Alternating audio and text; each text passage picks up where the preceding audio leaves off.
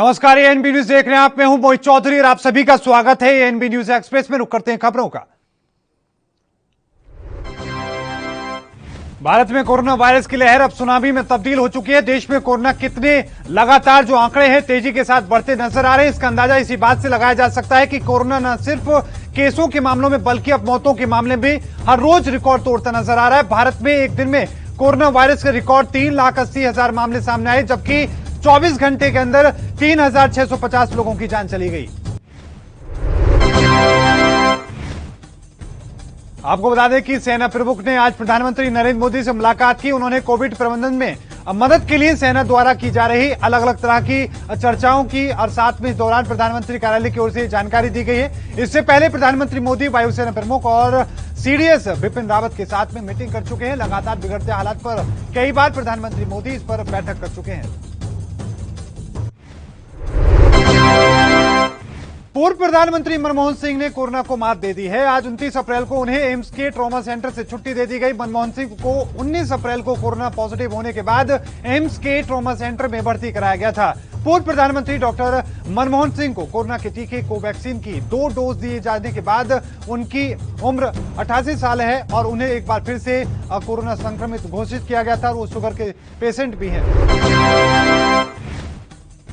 1 मई से तीसरे चरण के वैक्सीनेशन को लेकर दिल्ली के स्वास्थ्य मंत्री सत्येंद्र जैन ने बड़ा बयान दिया है। स्वास्थ्य मंत्री ने कहा कि हमारे पास वैक्सीनेशन के लिए दवाओं का स्टॉक नहीं है। 18 साल से ज्यादा उम्र के लोगों को वैक्सीनेशन अभियान को लेकर उन्होंने बताया कि हमें वैक्सीनेशन के लिए अब तक कोई शेड्यूल नहीं मिला। इस दौरान सत्येंद्र जैन ने दिल्ली में कोरोना की हालत को लेकर भी जानकारी दी। उन्होंने कहा कि फिलहाल हमारे पास वैक्सीन नहीं है।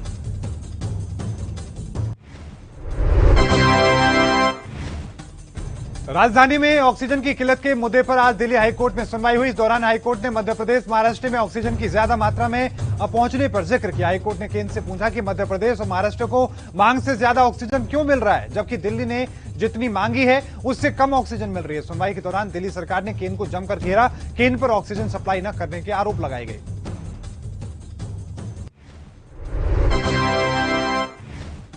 देश भर में कोरोना के बढ़ते संक्रमण के बीच दिल्ली हाईकोर्ट में राजधानी में ऑक्सीजन की कमी के साथ साथ अलग अलग मुद्दों पर सुनवाई हुई। इस दौरान कोर्ट ने घर जाकर इलाज कर रहे लोगों के बारे में सवाल उठाते हुए कहा कि उन लोगों को ऑक्सीजन से इसलिए वंचित किया जा रहा है क्योंकि अस्पतालों को वरीयता दी जा रही है। कोर्ट ने कहा कि अस्पतालों का कोटा कम करके घरों में भी ऑक्सीजन की सप्लाई की जाए।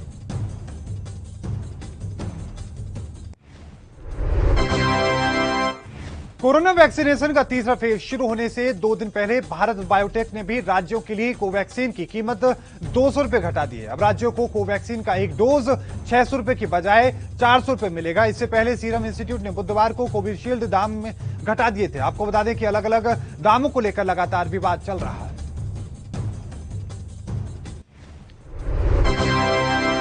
पूरे देश में महामारी की तरह फैल रहे कोरोना से बचने के लिए टीकाकरण सबसे कारगर हथियार के रूप में उभर के सामने आया है। कोरोना को हराने के लिए 1 मई से पूरे देश में 18 साल से ज्यादा उम्र के लोगों के लिए टीकाकरण शुरू होगा। वहीं जम्मू कश्मीर स्वास्थ्य विभाग का दावा है कि प्रदेश में यह टीकाकरण करीब 3 हफ्ते तक चलेगा। जम्मू कश्मीर स्वास्थ्य विभाग के फाइनेंशियल कमिश्नर के मुताबिक यहां 1 मई से 18 साल से ज्यादा की आयु के लोगों को टीकाकरण शुरू नहीं हो सकता।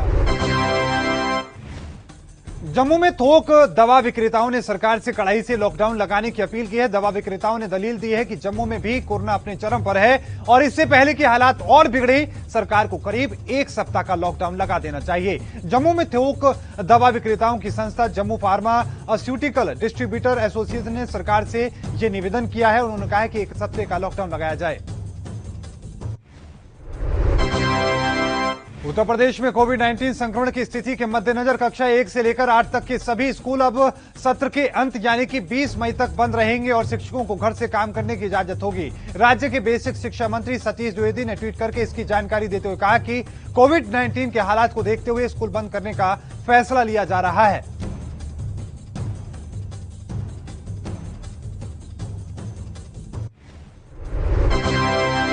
कोरोना काल में राहुल गांधी और प्रियंका गांधी प्रधानमंत्री मोदी और उनकी सरकार पर लगातार हमलावर हैं। कभी वैक्सीन के निर्यात तो कभी ऑक्सीजन सिलेंडर की कमी को मुद्दा बनाते हुए राहुल गांधी और प्रियंका गांधी मोदी सरकार को घेरते नजर आ रहे हैं। इसी कड़ी को आगे बढ़ाते हुए राहुल गांधी ने एक बार फिर से सरकार और खास तौर पर प्रधानमंत्री मोदी पर कविता के जरिए जोरदार हमला किया है।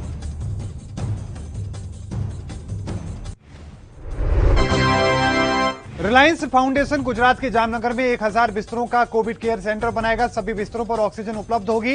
मरीजों को सभी सेवाएं मुफ्त में प्रदान की जाएंगी। सुविधाओं को स्थापित करने और चलाने की पूरी लागत रिलायंस वहन करेगा।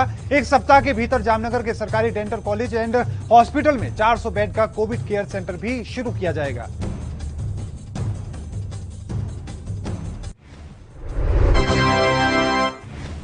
कोरोना वायरस से संक्रमित देश के जाने माने कवि कुंवर बेचैन का निधन हो गया। नोएडा के कैलाश अस्पताल में उनका इलाज चल रहा था, जहां उन्होंने अंतिम सांस ली। उनके निधन की सूचना कवि डॉक्टर कुमार विश्वास ने ट्वीट करके दी। कुमार विश्वास ने लिखा कि कोरोना के चल रहे युद्ध क्षेत्र में भीषण दुखद समाचार मिला है। हिंदी गीत के राजकुमार, अनगिनत शिष्यों के जीवन में प्रकाश भरने वाले डॉक्टर कुंवर बेचैन ईश्वर के सुरलोक की ओर प्रस्थान कर गए।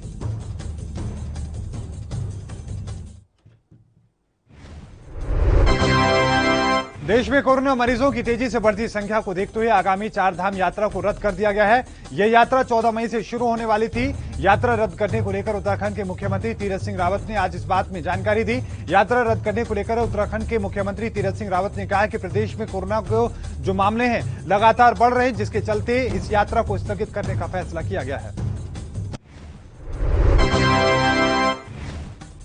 कोरोना महामारी के मामले लगातार बढ़ते जा रहे हैं और बढ़ते मामलों के बीच दिल्ली सरकार का दावा है कि केजरीवाल सरकार की तरफ से युद्ध स्तर पर कोविड बेड बढ़ाए जा रहे हैं। अस्पतालों में बेड बढ़ाने के लिए सरकार दिन रात काम कर रही है। दिल्ली सरकार का दावा है कि मुख्यमंत्री, उप मुख्यमंत्री और स्वास्थ्य मंत्री ने खुद मोर्चा संभाल रखा है। सरकार की तरफ से तैयार कराए जा रहे कोविड सेंटर का खुद वो निरीक्षण भी कर रहे हैं। कोरोना संक्रमण से उत्तर प्रदेश में हाहाकार मचा हुआ है। मरीजों की बढ़ती संख्या से स्वास्थ्य सेवाएं चरमरा चुकी हैं। लोगों को अस्पतालों में बेड नहीं मिल रहे हैं। इस बीच प्रदेश के योगी आदित्यनाथ सरकार ने अलग अलग जिलों के लिए हेल्पलाइन नंबरों की सूची जारी की है। इनमें जिलों में स्थापित किए गए इंटीग्रेटेड कमांड सेंटर के नंबर हैं। कोई भी संक्रमण पीड़ित मरीज इन नंबरों पर अपना संपर्क कर सकता है और जानकारी हासिल कर सकता है। राजद व्यावसायिक प्रकोष्ठ के अररिया जिलाध्यक्ष प्रमोद कुमार मंडल की मौत हो गई। बुधवार को गंभीर हालत में पहले अररिया सदर अस्पताल में उन्हें भर्ती कराया गया था। उसके बाद यहां वेंटिलेटर की जरूरत पड़ी, लेकिन अस्पताल में वेंटिलेटर के लिए यहां पर कोई ऑपरेटर नहीं मिला, तो परिजन उसे अब पूर्णिया लेकर चले गए, जहां पर उनकी मौत हो गई। बताया जा रहा है कि राजद नेता की तबियत खराब हुई थी, तो उन्हें आनन फानन में सदर अस्पताल में भर्ती कराया गया था। बिहार के पूर्व मुख्यमंत्री और चारा घोटाले के आरोपी लालू प्रसाद यादव के जेल से बाहर आने का रास्ता साफ हो चुका है। सीबीआई कोर्ट ने लालू को राहत देते हुए रिलीज ऑर्डर जारी किए हैं। लालू की ओर से 10 लाख रुपए जुर्माना राशि कोर्ट में जमा करने के बाद अदालत ने रिलीज ऑर्डर जारी किए हैं। बेलर के तौर पर निशिकांत और राजू गोप कोर्ट में मौजूद रहे। आपको बता दें कि लालू यादव की तबियत खराब होने के चलते उन्हें एम्स में भर्ती कराया गया। चीन के विदेश मंत्री वांग यी ने वादा किया है कि कोविड-19 के बढ़ते मामलों के खिलाफ भारत की लड़ाई में उनका देश हर संभव मदद करेगा। उन्होंने कहा कि चीन महामारी रोधी वस्तुओं को तेजी से भारत पहुंचा रहा है। विदेश मंत्री एस जयशंकर को लिखे पत्र में वांग ने कहा कि चीनी पक्ष भारत जिन चुनौतियों का सामना कर रहा है उनके प्रति संवेदना रखता है और गहरी सहानुभूति प्रकट करता है, और चीन हर संभव भारत की मदद भी करेगा। तो वहीं कोरोना महामारी को काबू करने का अभी एकमात्र तरीका यही है कि ज्यादा से ज्यादा लोगों को वैक्सीन लगाई जाए। लेकिन इस महामारी के इस दौर में वैक्सीन पर अमीर देशों का कब्जा हो चुका है, जबकि गरीब देशों के हाथ में ना के बराबर वैक्सीन आई है। WHO के प्रमुख डॉक्टर टेड्रोस अधानोम घेब्रेयेसस ने वैक्सीन की पहुंच को लेकर चिंता जाहिर की है। उनका कहना है कि दुनिया के 3% गरीब लोगों के पास ही वैक्सीन पहुंची है। छत्तीसगढ़ के मुख्यमंत्री भूपेश बघेल ने कोरोना वैक्सीनेशन के तीसरे फेज पर सवाल उठाए। उन्होंने चिंता जाहिर करते हुए कहा कि 1 मई से शुरू होने जा रहे वैक्सीनेशन के तीसरे फेज से कानून व्यवस्था बिगड़ सकती है। मुख्यमंत्री भूपेश बघेल का कहना है कि केंद्र ने वैक्सीनेशन की उपलब्धता के बिना ही केंद्र ने 18 से 45 साल के लोगों को वैक्सीनेशन करने का फैसला लिया है। अब इसका खर्च भी केंद्र सरकार उठाए।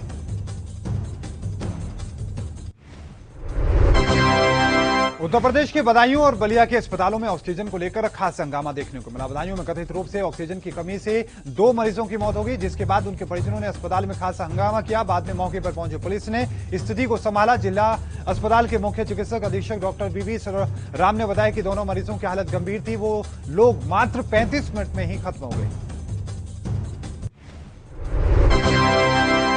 दिल्ली में कोरोना वायरस के मामलों में तेजी से वृद्धि को लेकर लगाए गए लॉकडाउन के दौरान मजदूरों के सुचारू आवाजाही के लिए सरकार द्वारा सेंट्रल विस्टा पुनर्विकास परियोजना के निर्माण कार्यों को आवश्यक सेवाओं के दायरे में लाने को लेकर विपक्ष ने निशाना साधा है। कांग्रेस के वरिष्ठ नेता राहुल गांधी ने ट्वीट किया, सेंट्रल विस्तार जरूरी नहीं, दूरदृष्टि वाली केंद्र सरकार जरूरी है। दिल्ली के उपराज्यपाल अनिल बैजल ने कोविड-19 के खिलाफ 18 साल से ज्यादा उम्र के लोगों के टीकाकरण के लिए शहर की तैयारियों पर मुख्य सचिव विजय देव से रिपोर्ट मांगी है। दिल्ली एनसीटी एक्ट 2021 के प्रभावी होने के बाद उपराज्यपाल का यह पहला बड़ा कदम माना जा रहा है। इस एक्ट के तहत दिल्ली में सरकार का मतलब उपराज्यपाल गृह मंत्री द्वारा जारी की गई अधिसूचना के मुताबिक अधिनियम के प्रावधान 27 अप्रैल से प्रभावी हो चुके हैं। पूर्व कांग्रेस सांसद और पार्टी के वरिष्ठ नेता एकनाथ गायकड़ का मुंबई में निधन हो गया। एकनाथ गायकड़ महाराष्ट्र की शिक्षा मंत्री वर्षा गायकड़ के पिता हैं। उनका मुंबई के ब्रीच कैंडी अस्पताल में इलाज चल रहा था, जहां उन्होंने अंतिम सांस ली। वो कांग्रेस के कद्दावर नेताओं में शुमार किए जाते थे। महाराष्ट्र में कांग्रेस को आगे ले जाने में उनका महत्वपूर्ण योगदान था। गायकवाड़ ने मुंबई दक्षिण केंद्रीय लोकसभा सीट से 2 बार जीत दर्ज की थी। महाराष्ट्र सहित देश के अन्य राज्यों में कोरोना का कहर थमने का नाम नहीं ले रहा है। महाराष्ट्र में तो कोरोना पूरी तरीके से बेकाबू नजर आ रहा है। कोरोना के बढ़ते मामलों के बीच में देश में वैक्सीन का काम भी तेजी से जारी है। देश की आर्थिक राजधानी मुंबई में वैक्सीन लगवाने के लिए बड़ी तादाद में लोग पहुंच रहे हैं। इसी बीच मुंबई के वैक्सीनेशन सेंटर पर लोगों की भारी भीड़ भी देखने को मिली।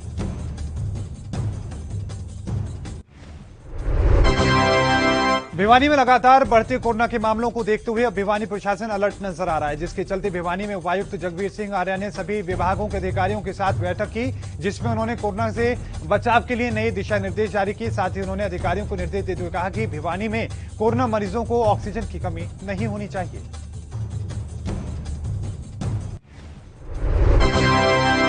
हरियाणा सरकार अब उन स्कूलों को खोलने की तैयारी कर रही है जिसमें 10 से 25 छात्र होंगे। शिक्षा मंत्री कंवरपाल गुर्जर का कहना है कि इन स्कूलों में एक टीचर होगा जो सभी विषय बच्चों को पढ़ाएगा। गुर्जर ने बताया कि उन्होंने पहले 25 से कम बच्चों वाले स्कूलों को पूरी तरह से बंद करने का फैसला किया था, लेकिन अब सरकार ने इस फैसले में सुधार करते हुए 10 से 25 बच्चों के स्कूलों को चलाने का फैसला किया है। देश भर में कोरोना के बढ़ते संक्रमण के बीच दिल्ली हाई कोर्ट में गुरुवार को राजधानी में ऑक्सीजन की कमी के साथ साथ अलग अलग मुद्दों पर सुनवाई हुई। कोर्ट ने फटकार लगाते हुए कहा कि घर पर रहकर इलाज कर रहे लोगों के बारे में सवाल उठाते हुए कहा कि उन लोगों को ऑक्सीजन से इसलिए वंचित किया जा रहा है क्योंकि अस्पतालों को वरीयता दी जा रही है।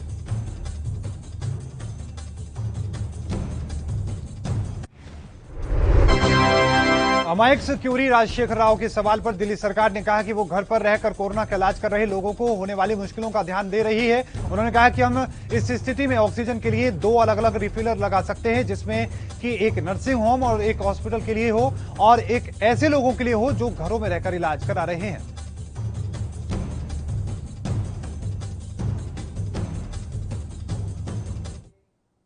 और इस बीच रुकेंगे एक छोटे से ब्रेक लिए। ब्रेक के उस पार भी खबरों का सिलसिला लगातार जारी है।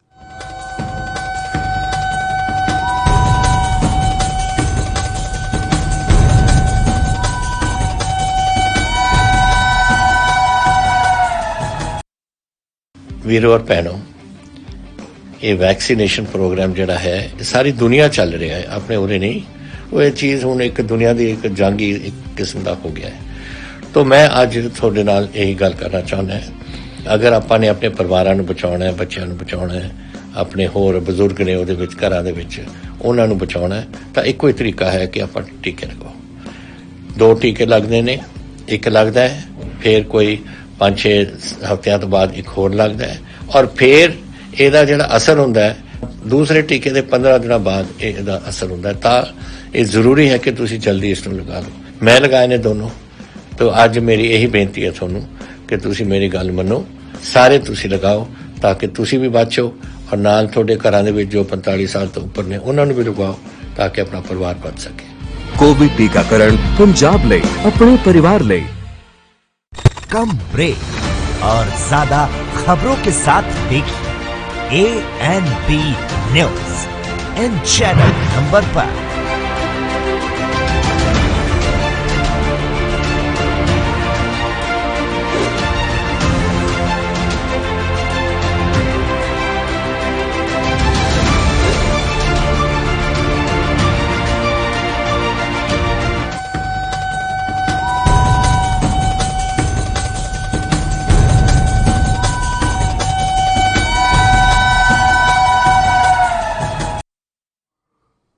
ब्रेक के बाद एक बार फिर से आपका स्वागत है। रुक करते हैं बाकी खबरों का।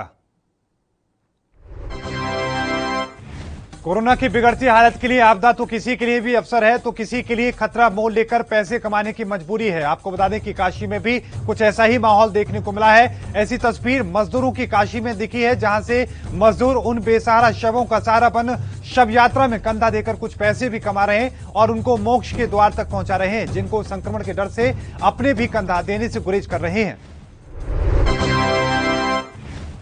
हरियाणा के मुख्यमंत्री मनोहर लाल खट्टर ने कोरोना वायरस के मचे कोहराम के बीच में यह माना कि ऑक्सीजन की आपूर्ति करना एक बड़ी समस्या है। मुख्यमंत्री ने अंबाला में कहा कि दिन ब दिन जैसे जैसे मामले बढ़ते जा रहे हैं, हम एक बड़ी समस्या का सामना कर रहे हैं और वो है ऑक्सीजन की आपूर्ति। हम ऑक्सीजन की आपूर्ति के लिए विकल्प तलाश रहे हैं। मेरी पहली प्राथमिकता सभी जरूरतमंद लोगों को ऑक्सीजन मुहैया कराना है। अंबाला के सिविल अस्पताल में पहुंचने पर मनोहर लाल खट्टर ने कहा कि वो पूरे जिले में ऑक्सीजन की आपूर्ति सुचारू रूप से चला रहे हैं। उन्होंने कहा कि मुख्य चिकित्सा अधिकारी ने मुझे ऑक्सीजन की आपूर्ति की व्यवस्था की बात कही है। यहां पर ऑक्सीजन बेड, सामान्य बेड और वेंटिलेटर भी पर्याप्त हैं। सभी मरीजों को ऑक्सीजन मिल पा रहा है।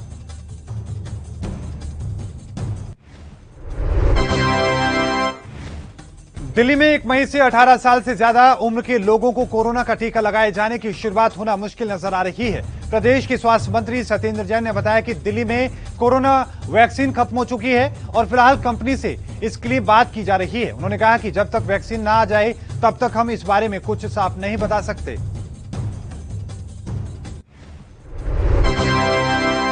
दिल्ली में कोरोना से हो रही मौतों के आंकड़े को छिपाने के आरोप पर स्वास्थ्य मंत्री सत्येंद्र जैन ने सफाई देते हुए बताया कि दिल्ली में होने वाली हर मौत की काउंटिंग में किसी तरह की गलती नहीं हुई है। दिल्ली में जितने लोग कोविड-19 से मरे हैं उनके आंकड़ों को छिपाया नहीं गया है। मरने वालों का डेथ सर्टिफिकेट बनता है जिस पर मौत का कारण स्पष्ट लिखा होता है। ऐसे में आंकड़े छिपाने का सवाल नहीं बनता।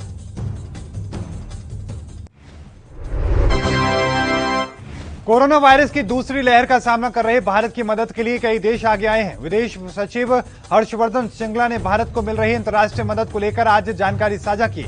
उन्होंने बताया कि करीब 40 देशों ने अब तक सहायता और सहयोग का ऑफर किया है। सरकार ने जरूरतों को पहचान करके उसको पूरा करने में तुरंत फैसला लिया है।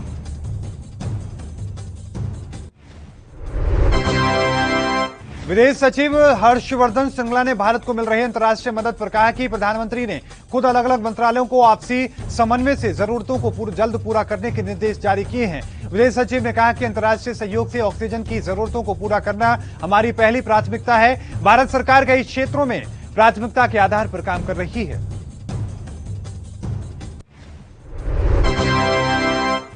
राजस्थान में कोरोना संक्रमण पर मुख्यमंत्री आवास तक पहुंच चुका है। राज्य के मुख्यमंत्री अशोक गहलोत भी अब कोरोना संक्रमित हो गए। इससे पहले उनकी पत्नी सुनीता गहलोत की कोविड रिपोर्ट पॉजिटिव आई थी। मुख्यमंत्री अशोक गहलोत ने ट्वीट करके कहा कि कोविड टेस्ट करवाने पर आज मेरी रिपोर्ट भी पॉजिटिव आई है। मुझे किसी तरह से कोई लक्षण नहीं है, मैं फिर भी ठीक महसूस कर रहा हूं।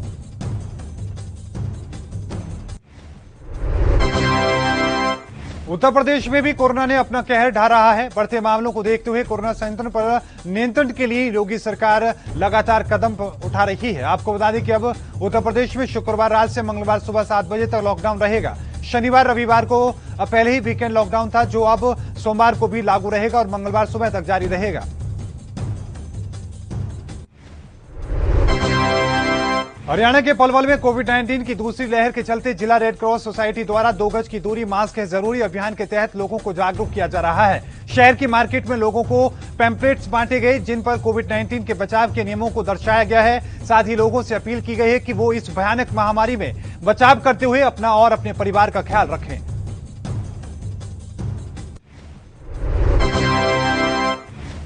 उत्तर प्रदेश के मथुरा में पंचायत चुनाव के दौरान राय ब्लॉक के गांव कोयला में हो रहे मतदान को अचानक रोक दिया गया। बताया जा रहा है कि महिला प्रत्याशी की मौत के बाद यह फैसला लिया गया। आपको बता दें कि ललिता नाम की एक प्रत्याशी की अचानक मौत हो गई, जिसके बाद सेक्टर मजिस्ट्रेट ने प्रधान पद पर पड़ने वाली वोटिंग पर रोक लगा दी।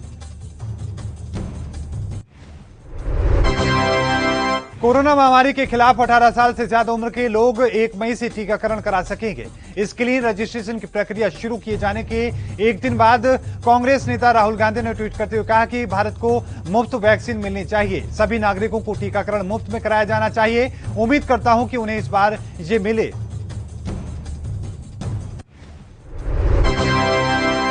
मध्य प्रदेश महिला कांग्रेस की अध्यक्ष मांडवी चौहान का निधन हो चुका है। ये कोरोना वायरस से संक्रमित थी और बीते कई दिनों से भोपाल के बंसल अस्पताल में भर्ती थी। आज सुबह 6 बजे उन्होंने अंतिम सांस ली। मध्य प्रदेश के मुख्यमंत्री शिवराज सिंह चौहान और कांग्रेस नेता दिग्विजय सिंह ने उनके निधन पर दुख जाहिर किया।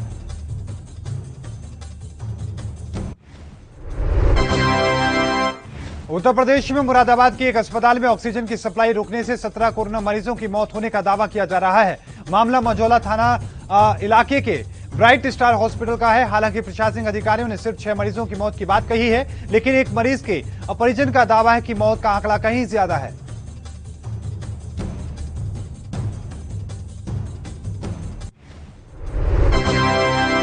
कांग्रेस अध्यक्ष अजय कुमार लल्लू ने उत्तर प्रदेश में कोरोना महामारी से बिगड़ते हुए हालात पर लखनऊ में प्रेस कॉन्फ्रेंस करके योगी सरकार पर जोरदार हमला किया। लल्लू ने कहा कि न अस्पताल है, न बेड है, न ऑक्सीजन है, न दवाई, न वेंटिलेटर। लोग सड़कों पर मर रहे हैं। आईएएस अधिकारी की भी मौत इलाज के अभाव में हो जाती है। इसका कौन जिम्मेदार है? मुख्यमंत्री को मैं खुली तो चुनौती देता हूं कि वो अपना व्यक्तिगत नंबर जारी करें।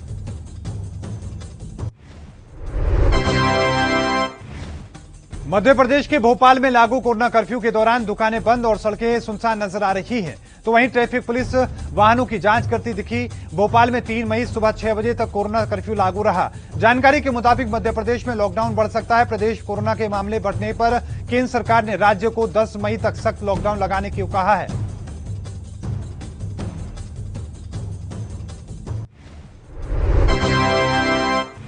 कोरोना का कहर लगातार बढ़ता ही जा रहा है, जिसको देखते हुए छत्तीसगढ़ के मुख्यमंत्री सीएम बघेल ने ट्वीट करके कहा कि छत्तीसगढ़ में 18 साल से ज्यादा उम्र के लोगों को कोरोना वैक्सीन का भुगतान राज्य सरकार करेगी। अपने नागरिकों की जीवन रक्षा के लिए हम हर संभव कदम उठाएंगे। केंद्र सरकार से अनुरोध करता हूं कि वो पर्याप्त संख्या में वैक्सीन की उपलब्धता सुनिश्चित करे।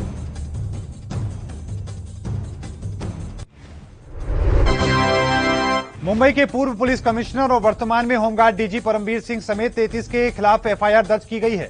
पुलिस निरीक्षक भीमराव घाटगे की शिकायत पर अकोला के शहर कोतवाली पुलिस में यह मामला दर्ज किया गया है। एफआईआर में परमवीर सिंह और मुंबई ईओडब्ल्यू के डीसीपी पराग मनेरी समेत 33 लोगों को आरोपी बनाया गया है।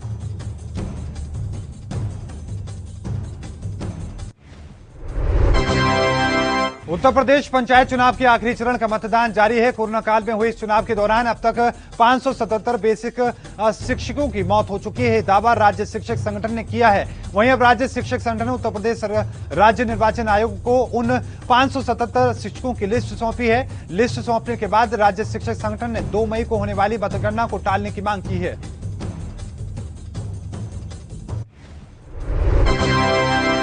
फिरोजाबाद के थाना टुंडला क्षेत्र के एटा रोड स्थित एक होटल में उप जिलाधिकारी की छापामारी कार्रवाई करीब 1.5 घंटे तक चली। इसके बाद होटल पर ताला लगा दिया गया। इस मौके पर उप जिलाधिकारी बुशरा बानो का कहना रहा कि होटल में करीब 22 लोग मौजूद थे और होटल में कोविड-19 का कोई पालन नहीं किया जा रहा था।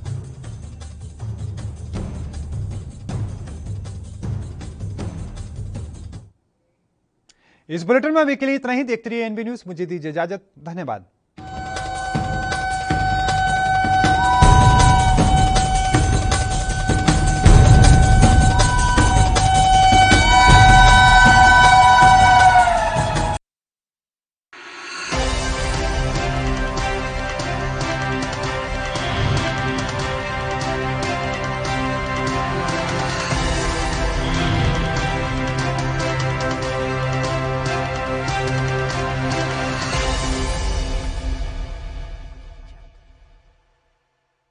कम ब्रेक और ज्यादा खबरों के साथ देखिए ANB news in channel number पर।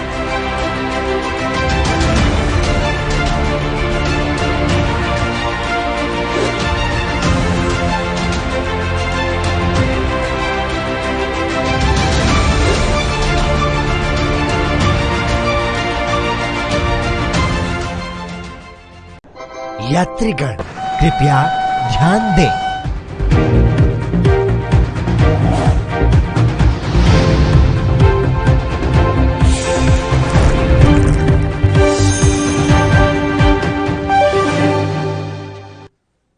और इस बीच एक बड़ी खबर आपकी टीवी स्क्रीन पर। आपको बता दें कि महाराष्ट्र में कोरोना का कोहराम लगातार जारी है। इस वक्त की बड़ी और महत्वपूर्ण खबर इस वक्त आपकी टीवी स्क्रीन पर। आपको बता दें कि बीते 24 घंटे में 66,159 नए कोरोना के मरीज अकेले महाराष्ट्र में मिले हैं।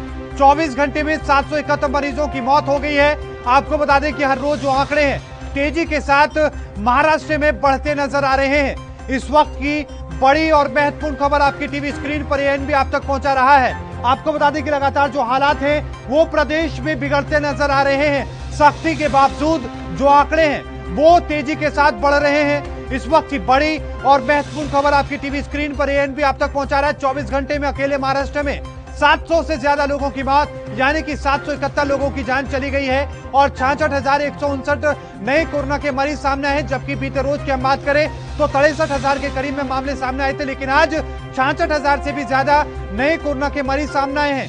और इसके साथ ही जो आंकड़ा है अभी भी तेजी के साथ बढ़ता नजर आ रहा है। हालांकि 2 दिन पहले की अगर बात करें तो थोड़ी राहत महाराष्ट्र को कोरोना से मिली थी। उस दिन 48,000 के करीब में कोरोना के आंकड़े सामने आए थे, लेकिन एक बार फिर से ये रफ्तार है बीते 2 दिनों से तेजी के साथ बढ़ती नजर आ रही है। और आज का जो आंकड़ा है वो 66,000 का आंकड़े को पार करते हुए और भी आगे बढ़ चुका है। 700 से ज्यादा लोगों की जान बीते 24 घंटे में कोरोना अकेले महाराष्ट्र में ले चुका है। हालांकि मुंबई की अगर बात करें तो धीरे धीरे मुंबई में जो आंकड़े हैं वो कम होते नजर आ रहे हैं, लेकिन बाकी के इलाकों में अब संक्रमण तेजी के साथ बढ़ता नजर आ रहा है। पूरे देश की हम बात करें, हर रोज पूरे देश में आंकड़े बढ़ते नजर आ रहे हैं। अकेले महाराष्ट्र की जिस तरीके की स्थिति है उसके साथ ही लगते और भी राज्यों की स्थिति बिगड़ती नजर आ रही है।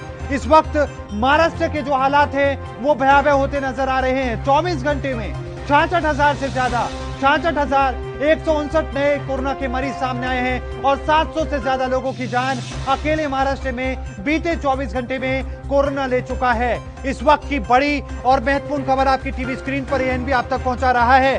कोरोना का कोहराम लगातार जारी है।